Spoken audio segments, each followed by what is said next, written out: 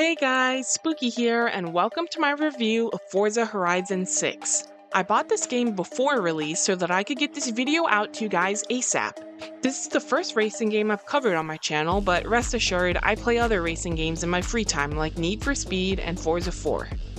In this video, I'll be showcasing gameplay as well as adding my own personal thoughts, and with that, let's get racing. At the very start, you play short samples of the three main kinds of races featured in this game: cross-country, road races, and dirt races. Street races are also included, as in previous titles, allowing you to select any car and speed through Japan at night.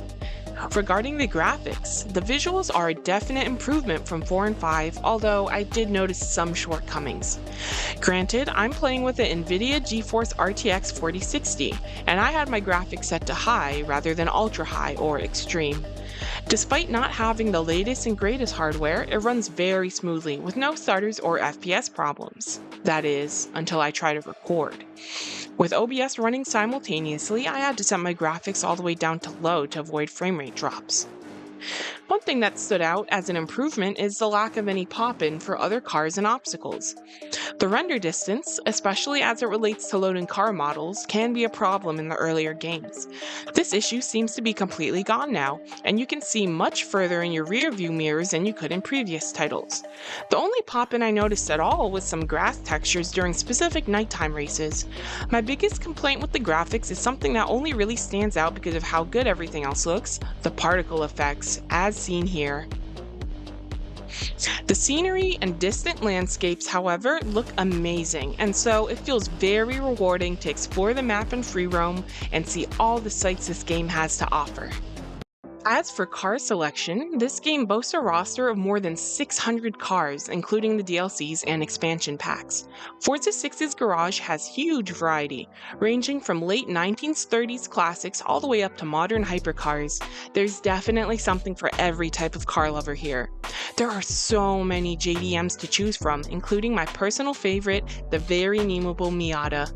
As in previous titles, there are barn finds as well as treasure hunts, so you can unlock more cars beyond just what you see available in the shop. By far, this game has the best roster of any Forza game. The customization in this entry also stood out to me. You can change your character slightly more so than in other games, however, the options are still very limited. When it comes to car customization, the options seem endless in terms of paint schemes and tuning. There are already many wonderful community-made paint jobs, some which depict anime characters or even Vocaloids, others that make your ride look like a police car, race car, or a taxi, and some that are just straight up awesome.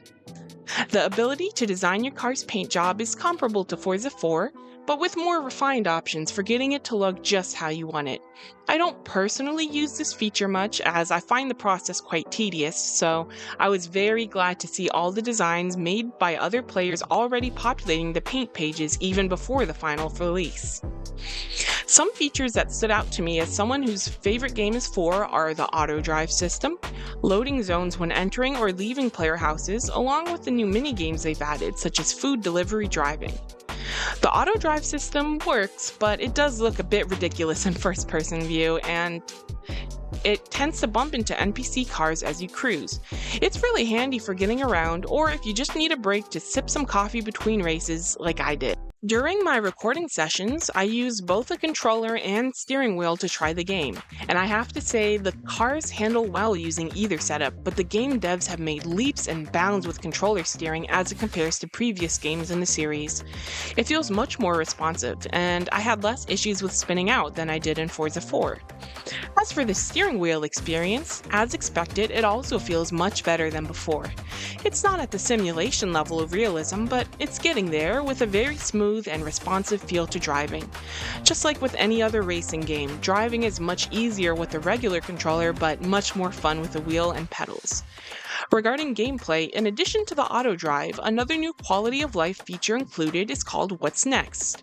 This will point you to various competitions, races, and other mini-games that you can automatically set your route to. This is great for new players and completionists alike, as What's Next will direct any sort of player towards the events that they need to be in order to progress in their run. Completionists will also be happy to learn that there are 57 total achievements, many of which you naturally make progress towards, and and some of which you will need to specifically seek out yourself. Another added feature I really like in Forza 6 is the mascot hunts and day trips. In Japan, different regions of the country have different mascots, also known as yuruchara, that represent their locality, helping to boost tourism and local pride. For example, a region known for its farmlands may have their mascot be a kawaii cow or bean pod. These mascots may be sold as plushies, keychains, magnets, or other souvenirs. In-game, you encounter these mascots as statues on the side of the road which you break for additional race rewards.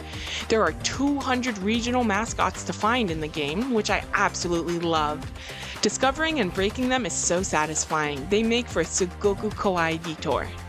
As for the day trips, these are essentially guided tours in which you drive through various areas while an NPC narrates and explains a little bit about the culture and history of the region you're in. These aren't the most informative, however, they add a level of immersion, culture, and an undeniable fun factor to Forza 6. When trying out the multiplayer, nothing really stood out as particularly good or bad. I dislike having to use Xbox Overlay on PC games, but thankfully it worked just fine when I joined my friend through Steam. As is expected from Forza, you form a convoy and then can drive around together in free roam.